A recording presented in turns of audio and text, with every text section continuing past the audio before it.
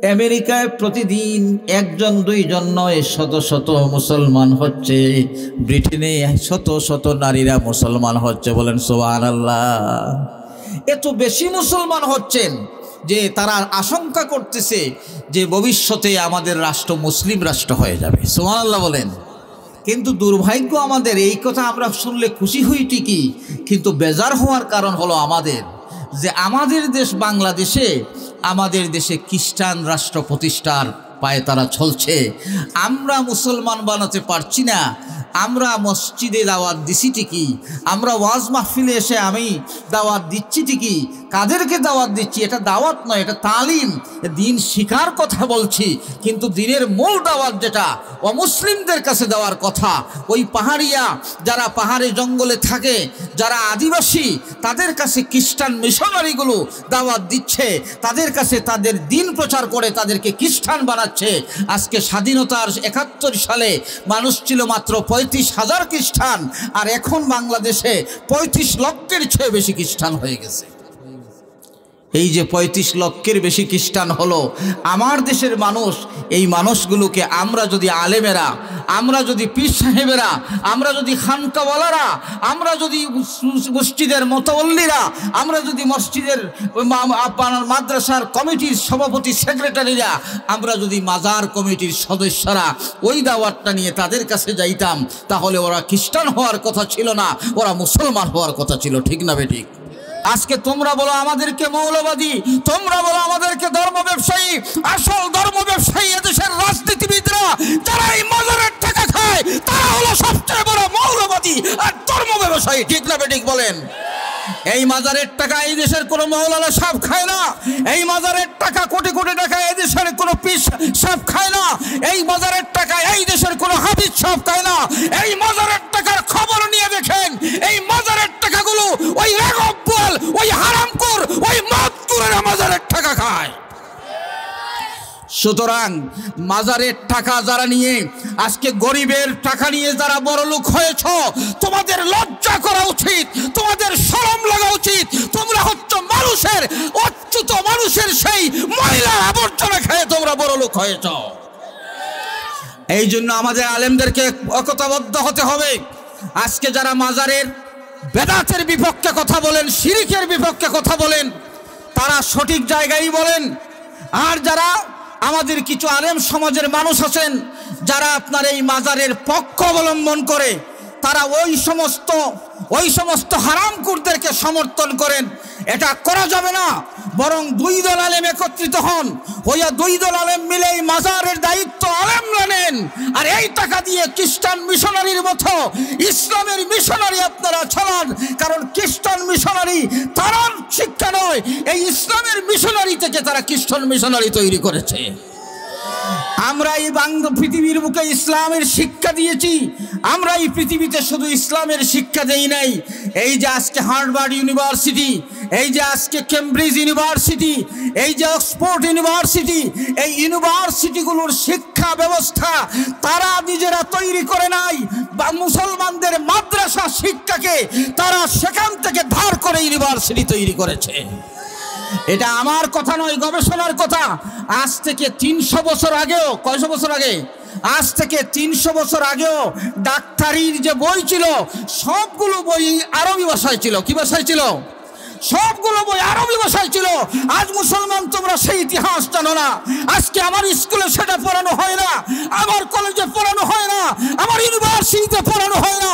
আজকে university college, এখানে ইতিহাস নাই, ঐতিহ্য নাই।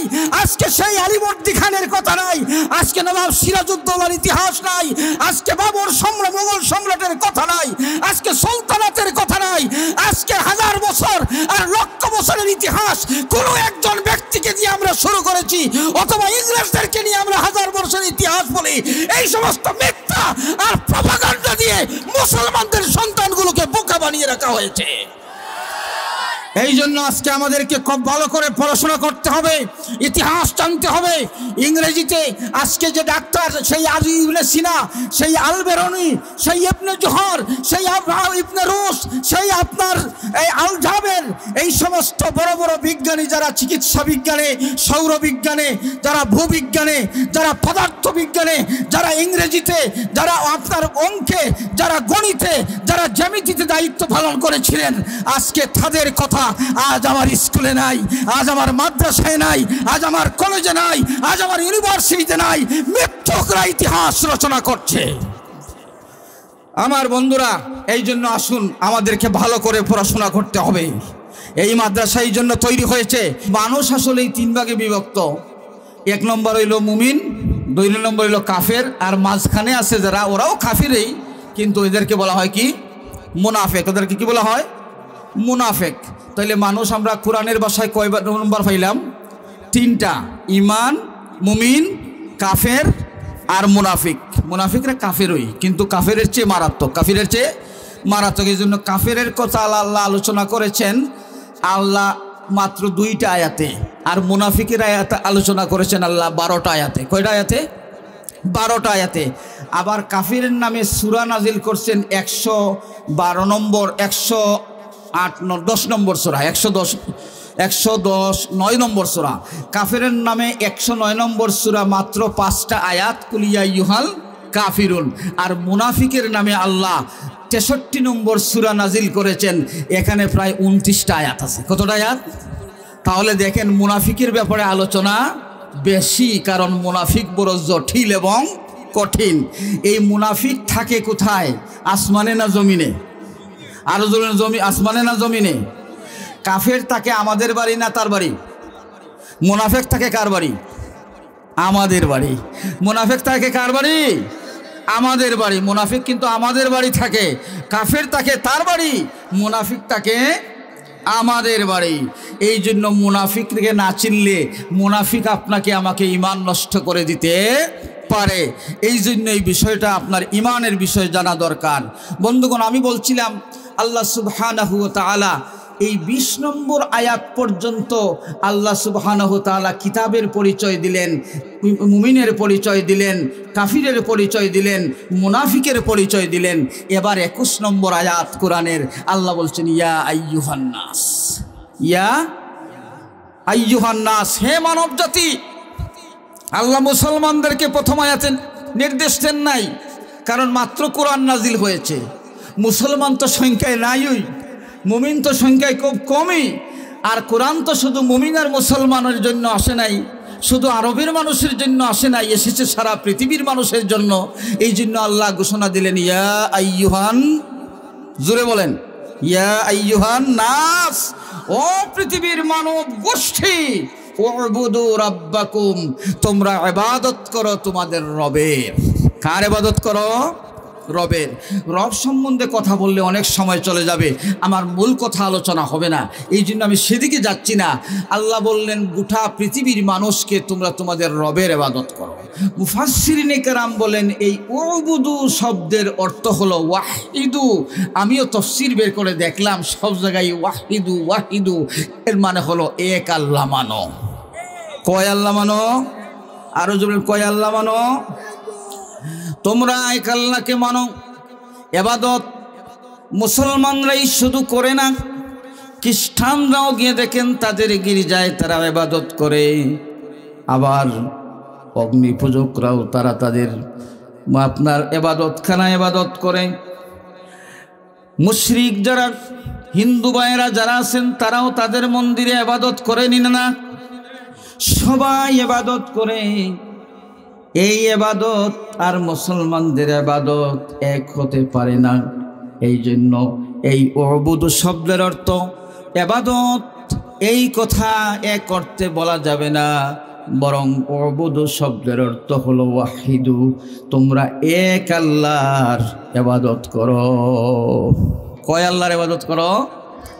তোমরা এক আল্লাহকে মানো। এই জন্য মুসলমানের 1 নম্বর কাজ হলো বলা লা ইলাহা ইল্লাল্লাহু মুহাম্মাদুর রাসূলুল্লাহ। নবীকে আল্লাহ রব্বুল আলামিনকে স্বীকৃতি দেওয়া, দিল থেকে বিশ্বাস করা, জবান দিয়ে স্বীকৃতি দেওয়া আর আমল দিয়ে প্রমাণ করা যে আমি এক আল্লাহকে মানি। এবার আল্লাহ যুক্তি দিয়েছেন। আল্লাহ বলেন, বান্দারে তুই কেন আমি আল্লাহকে এক আল্লাহ হিসাবে মানবে, রব হিসাবে মানবে? তার কারণ হলো খালাকাকুম, তোকে আমি সৃষ্টি করেছি, আমি তোকে বানাইছি, তোকে আর কেউ বানায় নাই, বানাইবার কোনো দাবিও কেউ করে নাই। আজ পর্যন্ত আমাদেরকে বানাইবার দাবি আর কেউ করেছে? বলেন, দাবি করেছে কেউ? আল্লাহ রাব্বুল আলামিন মা বাপকে উদ্দেশ্য করে বলেন, কি চমৎকার কথা। সূরা ওয়াকিয়া অনেকেরই মুখস্থ আছে না? আল্লাহ রাব্বুল আলামিন 56 নম্বর সূরা ওয়াকিয়ার 58 নম্বর আয়াতে আল্লাহ বলেন, আফারাআইতুম মা তুমনুন আনতুম তাখলুকুনাহু আম নাহনুল খালিকুন। আল্লাহ রাব্বুল আলামিন বলেন, বান্দারে তোমরা মনে করতে পারো, তোমরা যারা স্বামী স্ত্রী, তোমরা মনে হয় সন্তান উৎপাদন করেছো। তোমাদের মিলনের পরে ওই যে শুক্রাণু আর ডিম্বাণুর মধ্যে বাচ্চাটা জন্ম নেয়, এই শুক্রাণু আর ডিম্বাণু কত মানুষের আছে, কিন্তু 12 বছর 15 বছর 20 বছর সারাটা জীবন শুক্রাণু আর ডিম্বাণু হয়ে যায়, কিন্তু তার কোনো সন্তান উৎপাদন হয় না। ঠিক না বেঠিক? আল্লাহ বলেন, আনতুম তাখলুকুনাহু আম নাহনুল খালিকুন, তোমরা কি সন্তান বানাও না আমি বানাই? আল্লাহ বলেন, নাহনু কদ্দারনা বাইনাকুমুল মাউতা ওয়া মা নাহনু বিমাসবুকিন। বান্দারে তোমাদেরকে আমি জন্ম দেই, আবার মৃত্যুটাও আমি আল্লাহ নিজেই নির্ধারণ করে রেখেছি। যতই চিকিৎসা করো, যতই তুমি এলিজাবেথ হসপিটালে যাও, যতই তুমি বড় বড় হসপিটালে বড় বড় ডাক্তার লাগাও, তুমি জেনে রাখো ডাক্তারও বাঁচতে পারে না। আমি নির্ধারণ করে রেখেছি যেই সময়ে ওয়ামা নাহনু বিমাসবুকিন, আমাকে পরাজয় করার ক্ষমতা কারো নাই। ঠিক না বেঠিক? আল্লাহ রাব্বুল আলামিন বলেন, বান্দা ইন কুনতুম ফি রাইবিম মিনাল বাস, তুমি যদি কিয়ামতের ময়দান সম্পর্কে সন্দিহান হও, কিয়ামতে আল্লাহ কেমনে বানাইবো, মাইয়ুহিল ইজামা ওয়া হিয়া রামিম, কেমনে আমাদেরকে বানাইবো, আমাদের হাড্ডি গুড্ডি তো সব পচে গেছে, গুঁড়া হইয়া পাউডার হইয়া গেছে। তুমি যদি সন্দিহান হও, ফাইন্না খলাকনাকুম মিন তুরাব, তুমি দেখো চাইয়া তোমাকে আমি আল্লাহ মাটি থেকে বানাইছি। সূরা হজে আল্লাহ বলেন সুবহানাল্লাহ। আল্লাহ রাব্বুল আলামিন ডাক দিয়ে বলেন, বান্দা সুম্মা জাআলনাকুম মিন নুতফাতিন আফাখালাকনা মিন নুতফাতিন আলাকা ফাখালাকনা মিন সুম্মা মিন নুতফাতিন সুম্মা মিন আলাকাতিন সুম্মা মিন মুদগাতিন মুখাল্লাকাতিন ওয়া গায়রি মুখাল্লাকা। আল্লাহ রাব্বুল আলামিন বলেন, তোমাকে আমি বানাইবার জন্য পয়লা মাটি দিয়ে বানাইলাম তোমার বাবা, তোমার বাবার বাম পাজর থেকে বানাইলাম তোমার আম্মা, আর দুইজন থেকে আমি বানাইলাম অসংখ্য নারী আর পুরুষ নুতফার মাধ্যমে। বলেন সুবহানাল্লাহ। আল্লাহ যে কোরআনে বলেছেন সূরা আল হজের 5 নম্বর আয়াত, আল্লাহ বলেছেন সূরা আল মুমিনুনের আপনার 12 নম্বর আয়াত 13 নম্বর আয়াত, ওয়ালাকাদ খালাকনা ইনসানা মিন সুলালাতিন মিন তিন। আল্লাহ বলেন, আমি মানুষকে মাটি থেকে বানাইছি। সুম্মা জাআলনাহু নুতফাতান ফি করারিম মাকিন, তারপরে আমি তাকে নুতফা দিয়ে একটা নির্দিষ্ট সুরক্ষিত স্থানে আমি তাকে রাখলাম। এরপরে আমি সেখান থেকে তাকে আমি আলাকা, একটা জুখের মতো মাংস রক্তপিণ্ড বানাইলাম, সেখানে আমি হাড্ডি বানাইলাম, মুজগা বানাইলাম, তারপরে আমি তাকে একটা সুন্দর মানুষে রূপান্তরিত করে দিলাম। ফাতাবারাকাল্লাহু আহসানুল খালিকিন। আল্লাহ বলেন আমি এত সুন্দর করে তোমাকে বানাইছি। ও মানুষ, হিন্দু হও, মুসলিম হও, বৌদ্ধ হও, খ্রিস্টান হও, তুমি যেই হও না কেন একবার চিন্তা করো, তোমার বাপ তোমাকে বানায় নাই, তোমার দাদা তোমাকে বানায় নাই, কোনো দুনিয়ার বড় শিল্পী তোমাকে বানাই নাই। কত সুন্দর করে তোমার নাক, কত সুন্দর করে তোমার চোখ আর মুখ আর কান এক জায়গায় দিয়েছি। যদি আমি নাকটা পিছনে দিতাম তাহলে খাইবার সময় গন্ধ পাইতাই না, এটা পচা না ভালো। যদি আমি তোমার চোখটা বগলের নিচে দিতাম, খাইবার সময় দেখবার সময় বগল খোঁচা করে চলতে হতো। আমি যদি তোমার মুখটা পিছনে দিতাম, চোখ দিয়ে ছাইতা, কিন্তু খাইবার সময় হাত উল্টাইয়া দিতে হতো। আমি আল্লাহ এত সুন্দর করে সেটিং করেছি। সাব্বিহিসমা রাব্বিকাল আ'লাল্লাযী খালাকা ফাসাওয়া। আল্লাহ বলেন নবী গো তাসবিহ করেন সেই রবের, যেই রব সব কিছু সৃষ্টি করেছেন আর সুন্দর করে তিনি সুবিন্যস্ত করে ডেকোরেশন করেছেন। বলেন সুবহানাল্লাহ। আমার আল্লাহ আসমানকে আসমানে, জমিনকে জমিনে তৈরি করে রেখেছেন। আল্লাহ বলেন আল্লাহুল্লাযী রাফা'আস সামাওয়াতি বিগাইরি আমাদিন তারাউনাহা। ও দুনিয়ার মানুষ, তোমরা সেই আল্লাহকে চিনো যে আল্লাহ 7টা শক্ত আসমান তৈরি করে উপরে রেখে দিয়েছেন, কোনো খোঁটা নাই। আসেনি ভাই? বলেন কোটা আছে নাকি? এই জন্য কবি বলেছেন জমিনে খুশকে রোয়ানন গিয়া, জমিনে খুশকে রোয়ানন গিয়া, আসমারা বেসতুদার নিগা। সত্য জমিনে খেজুরের গাছ হয়, রস হয়, আবার দেখেন কত মজার মজার জিনিস হয়। আল্লাহ তো সূরা আপনার কোরআনের মধ্যে বলেছেন, আল্লাহ বলেন বান্দারে তুমি কি একবার খেয়াল করে দেখো না কি সুন্দর করে আমি জমিনে ফসল ফলাই। আল্লাহ বলেন হুয়াল্লাযী নাজ্জালা আলাইকুম নাজ্জালা মিনাস সামাই মাআন লাকুম। সেই আল্লাহ কত বড় দয়াবান, তিনি আসমান থেকে তোমাদের জন্য জমিনে বৃষ্টিপাত দেন। মিনহু শারাবুন ওয়া মিনহু শাজারুন ফীহি তুসিমুন।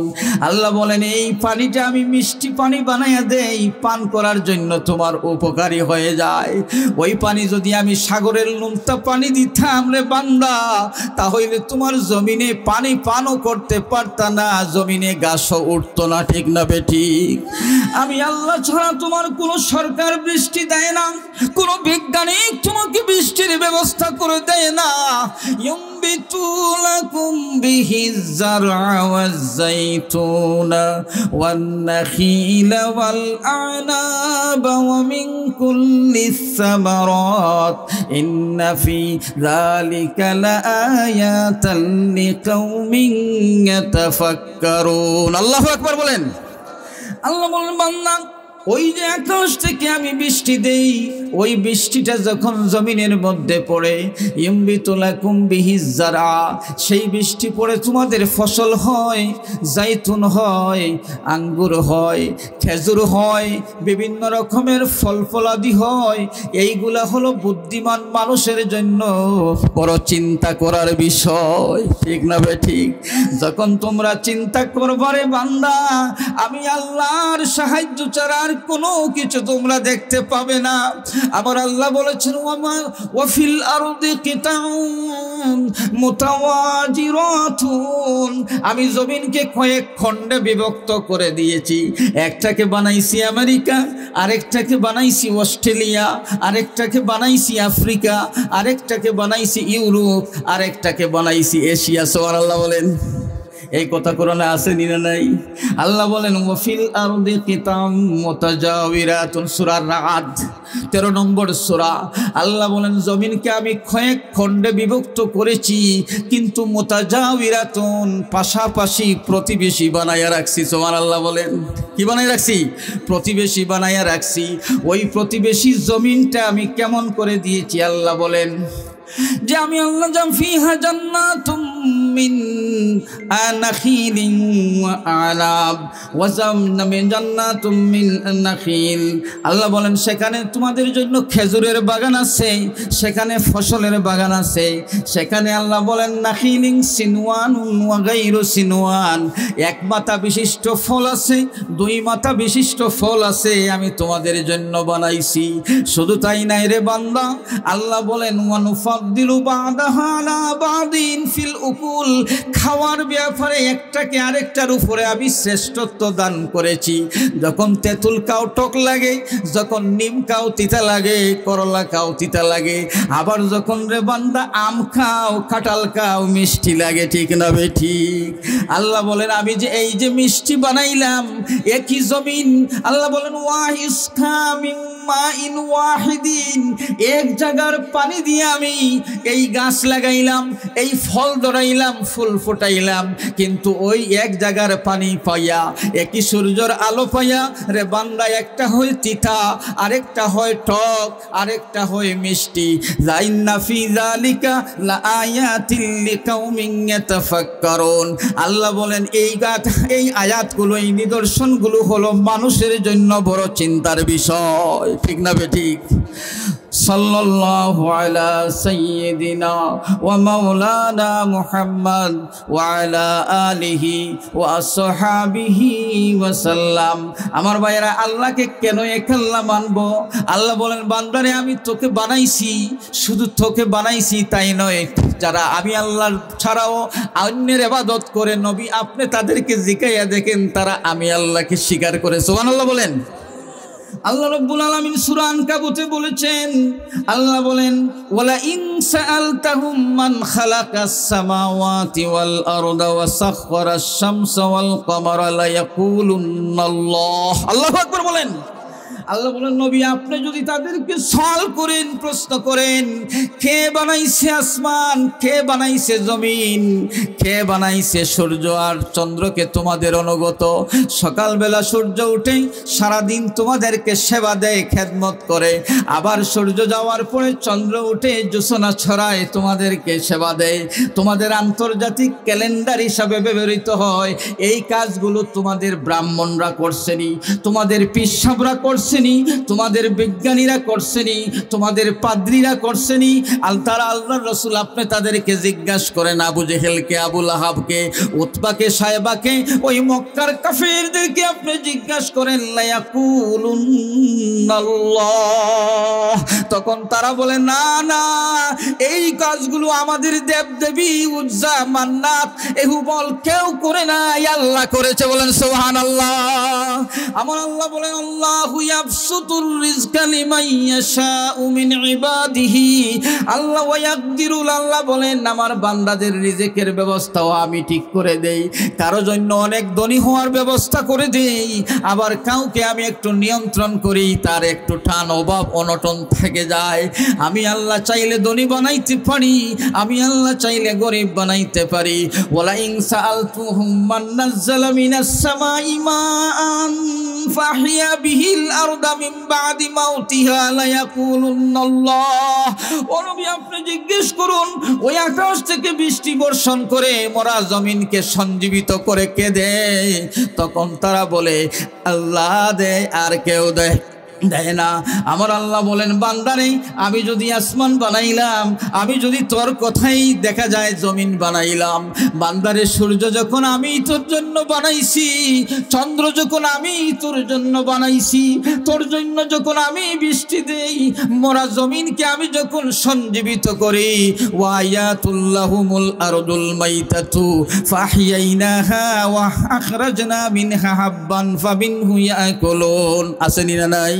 আল্লাহ বলেন মতো জমিন তাদের জন্য নিদর্শন, সেখানে বৃষ্টি দিয়ে আমি জমিনকে সঞ্জীবিত করে দেই, জমিনের মধ্যে আবার সেই জমিনকে আমি ফসল জমিন থেকে আমি উৎপাদন করি, আর মানুষেরা ভক্ষণ করে। বান্দা তাহলে তুই বললা ইলাহা ইল্লাল্লাহ, জোরে জোরে বলেন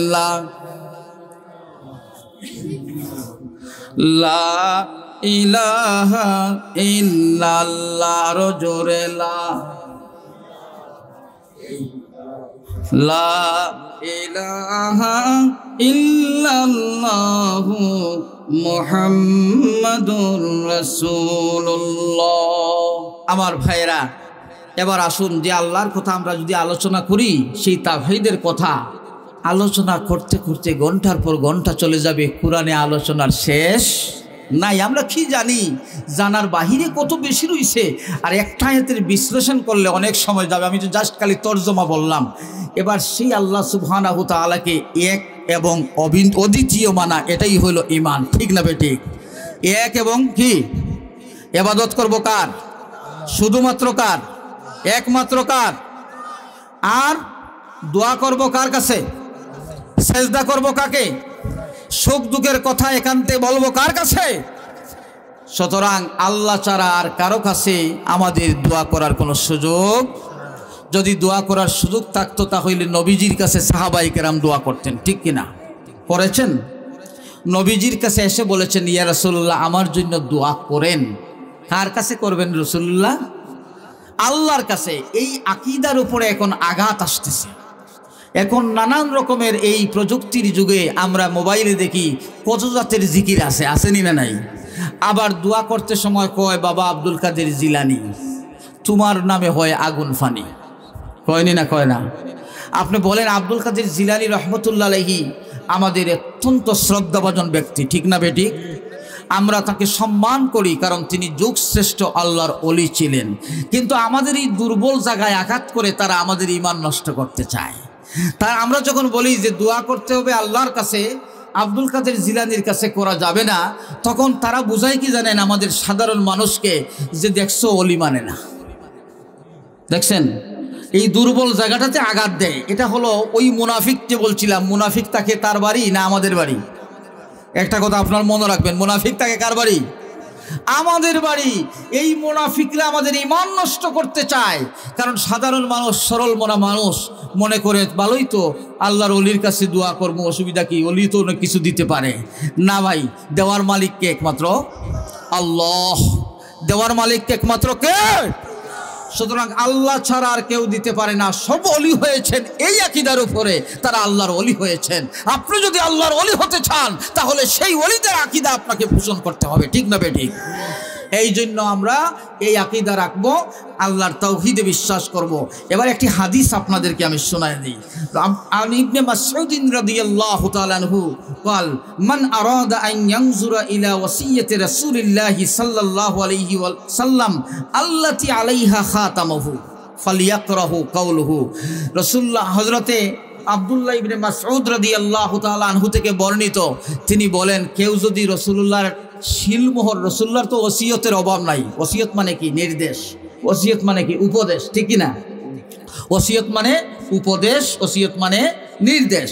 তো রাসূলুল্লাহর ওসিয়ত তো অসংখ্য আছে হাদিসের মধ্যে, আসেনি না নাই? এবং কোরআনে তো রাসূলকে কেন্দ্র করেই আল্লাহ কোরআন নাজিল করেছেন। কিন্তু এই হাদিসটা একটু ভিন্ন। এই হাদিসটা কি? একটু ভিন্ন। আল্লাহর রসুলের কথাটা বলতেছেন যে হযরত ইবনে মাসউদ বলছেন যে কেউ যদি মনে করে রাসূলুল্লাহর শিলচাপ্পর মারা, যেমন সভাপতি সাহেব সিটি দিলেন একজনকে, তো একটা নর্মাল সিটি সবার জন্য, এই যে সিটি, এটা তো একটা সিটি, এটা পুরস্কার সিটি না, ওয়াজের দাওয়াত আইছে। আরেকটা যদি উনি পেডেলে কি শিল টিল মারিয়া দেন, এটার গুরুত্ব বেশি না ওই শিল মারাটার গুরুত্ব বেশি? শিল মারার গুরুত্ব বেশি না? কারণ এটা শিলমোহর মারিয়া দিছেন। তিনি বলছেন শিলমোহর মারা রাসূলুল্লাহর যদি ওসিয়ত তুমি জানতে চাও, দেখতে চাও, তাহলে এই হাদিসটা পড়ে নাও। সুবহানাল্লাহ বলেন। এই হাদিসটা পড়ে নাও। এই হাদিসটা পড়বো আপনাদের সামনে। কুল তাআলা ওয়াতলু মা হারামা রাব্বুকুম আলাইকুম আল্লা তুশরিকু বিহি শাইআ। যদিও হাদিসের মধ্যে এসেছে, কিন্তু এটা হাদিস না, এটা হলো কোরআনের আয়াত। সুবহানাল্লাহ বলেন। রাসূলুল্লাহর কথার ভিতরের মধ্যে, এই জন্য এটা হাদিস। বুখারী শরীফের ৬২৬৭ নম্বর হাদিস। কয় নম্বর? ৬২৬৭ নম্বর হাদিস বুখারী। কিন্তু বাক্যটা হাদিস না, বরং বাক্যটা, মূল বাক্যটা কার? আল্লাহর। নবীজি বলছেন, ও আমার উম্মতেরা, তোমরা যদি শিল মোহর মারা আমার কোনো বক্তব্য শুনতে চাও, দেখতে চাও, তাহলে তোমরা ওই আয়াতটা পড়ো, কুল তাআলাউ আতলু মা হাররামা রাব্বুকুম আলাইকুম আল্লা তুশরিকু বিহি শাইআ। নবী আপনি বলে দিন, আসো আসো মানুষগুলো আসো, আমি এমন একটা জিনিস তোমাদের কাছে তেলাওয়াত করে শোনাবো যা আল্লাহ তোমাদের রব তোমাদের জন্য হারাম করে দিয়েছেন। কি করে দিয়েছেন? হারাম করে দিয়েছেন। ওই হারামটা হলো আল্লাহ তুশরিকু বিহি শাইআ, তোমরা আল্লাহর সাথে একটা বিন্দু পরিমাণ কোনো জিনিসকে শরীক করতে পারবে না। এটা হলো নবীজির শিলচাপ্পর মারা হাদিস। এখন ভাইয়েরা আমার, আমরা যারা মুসলমান দাবি করি, ইমানদার দাবি করি, আমাদের মধ্যেও শিরিক দেখা যায় কিনা? আরো জোরে যায় কিনা? সুপারি গাছে সুপারি বেশি ধরবে যদি রাস্তার মধ্যে ফলাইন, এইরকম একটা আকিদা আছে না নাই? না না, ওই আকিদা আপনি রাখতে পারবেন না। সুপারি ধরাইবার মালিককে, ওয়াল কাদরি খাইরিহি ওয়া শাররিহি মিনাল্লাহি তাআলা, এই কলিমা আপনি পড়েছেন কিনা? যদি আপনি আমি পড়ে থাকি তাহলে কুল্লুম মিন ইনদিল্লাহ। আল্লাহ কোরআনে বলেন, নবী আপনি বলে দিন, সব কিছু ভালো মন্দ সব আসে আল্লাহর পক্ষ থেকে। কার পক্ষ থেকে? সুতরাং সুপারি গাছে সুপারি বেশি ধরবে, ওই পাও দিয়া পথিকেরা সুপারির বাকল উষ্টাইলে এটা বিজ্ঞান সম্মত না, ইসলাম সম্মত না। ঠিক না বেঠিক? সুতরাং এই শিরিক করা যাবে না। জটা মোটা রাখা যদি পীর হওয়া যাইতো, জটা মোটা রাখা যদি পীর হওয়া যাইতো, সবার আগে বেড়াবেড়ি ফির হইয়া যাইত। অনেকে জটা রাখেনি না, রাখে না, বিশাল জটা। কয় কেন? কয় বাবার ছায়া পড়ছে। নাউজুবিল্লাহ। আমার বাসার পাশে ছোট্ট একটা 4 রুমের একটা বাসা আরেকজনের আর কি। তো ওই বাসাতে উনি সিঙ্গেল ফ্যামিলি ভাড়া দেয়। ওরা 2-3 মাস থাকে, 5 মাস 6 মাস থাকে, খুব বেশি তো চলে যায়। নিম্ন আয়ের মানুষগুলো থাকে। তো একবার দেখি একজন আইসে, মোটামুটি আমার সাথে সালাম আলেক মানে জিজ্ঞাবুলা হয়। তো একদিন বলে, হুজুর আমি তো বড় বিপদে আছি। বলে কি বিপদ? বলে আমার বউরে তো মালের দরা। কের দরা? 2 বাচ্চার মা, মালের দরা। বলে মালের দরা কী হয়েছে? কয় আমার বউ তো গোসল টুসল করে না, খুব কম করে, আর আস্তা মাসা জটা।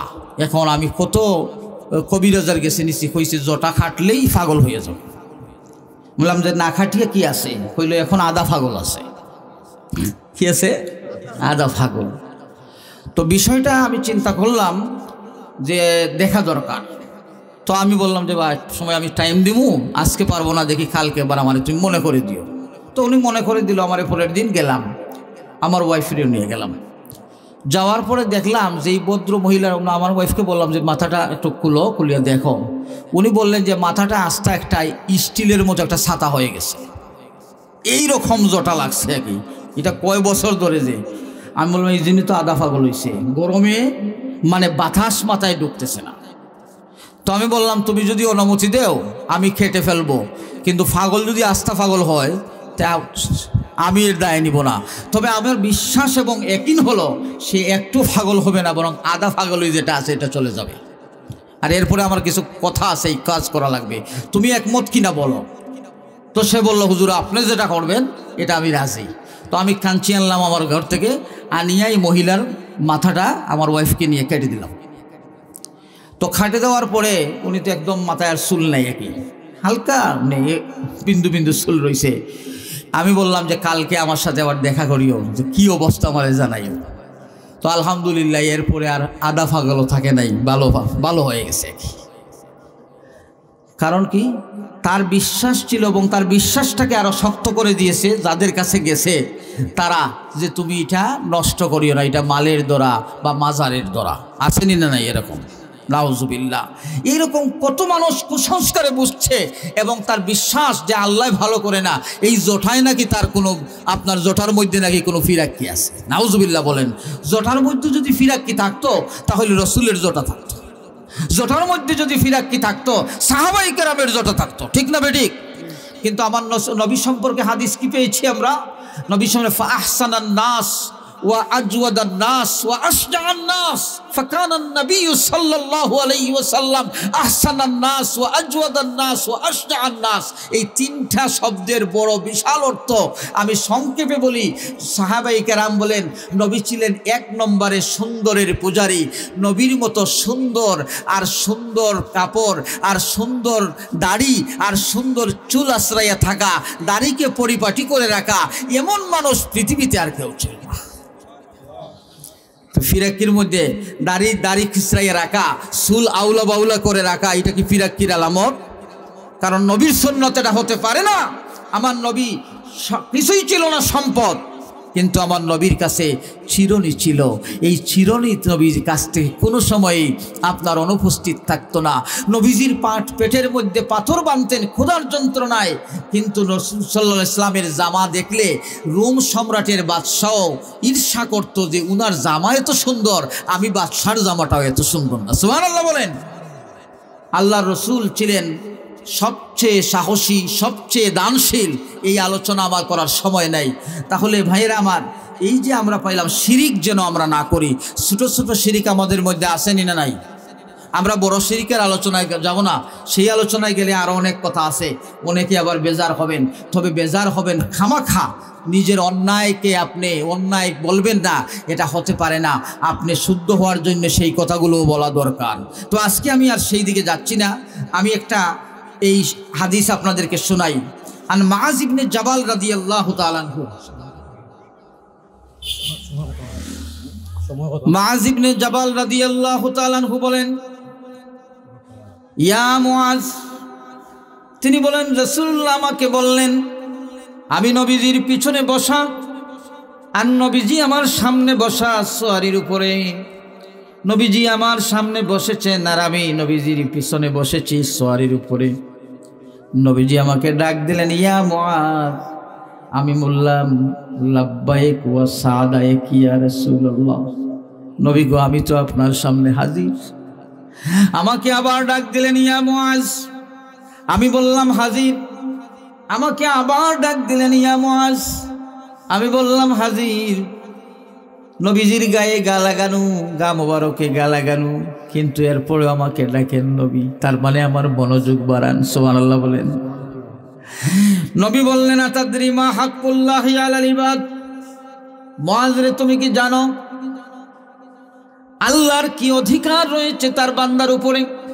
আমরা কার বান্দা? আরো জোরে বলেন, কার বান্দা? আমরা যে আল্লাহর বান্দা, আল্লাহর বান্দা হিসাবে আল্লাহর কি অধিকার আমাদের উপরে আছে, এটা মুআজ রাদিয়াল্লাহু তাআলা আনহুকে রাসূল জিজ্ঞেস করলেন। ওমা হাক্কুল ইবাদি আলাল্লাহ, আরেকটা প্রশ্ন করলেন, মুআজ রে, বান্দার কি হক আল্লাহর উপরে আছে? আল্লাহর কাছে বান্দার কি পাওনা আছে, তুমি কি জানো?